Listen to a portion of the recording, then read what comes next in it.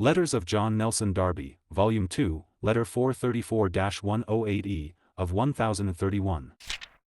p. 179, F. Rowan, to the same. Nu alpha, see note, is used 36 times in John, without any telic sense, though much oftener with its usual meaning. There is a difference. It is not used for a past or existing fact as tau iota. There is something to be, in the thought. But a person must be very sagacious to make it telic, though they say it never entirely loses this force.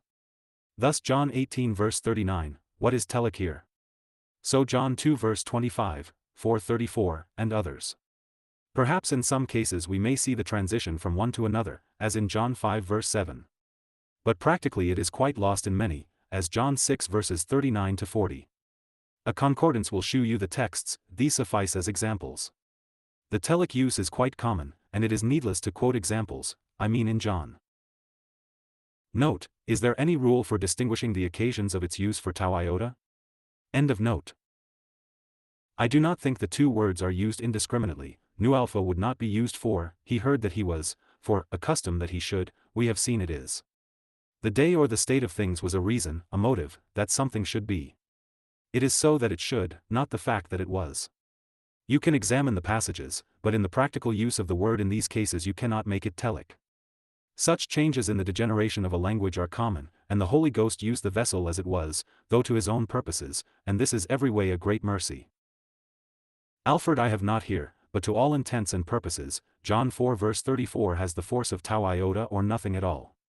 I mean it is equivalent to tau pi omicron iota epsilon nu, but your comparison of John 3 verse 19, and John 17 verse 3, is a proof that you may metaphysically or historically trace the passage from one to the other, but that the use of nu alpha in John is often equivalent to tau iota. There is a similar use of quat in Low Latin, I am not sure I have the right word, but I remember the fact, it may be some word for quat. Purpose in John 18 verse 39 seems to me somewhat forced, John 5 verse 7, may be taken as partly telic. John 2 verse 25 may explain perhaps the passage from one to the other. I have had good opportunities here, and the door open as it had not been. The truth has made progress in a good many, faith to act on it and take up the cross is another thing. We hope for it with some at any rate.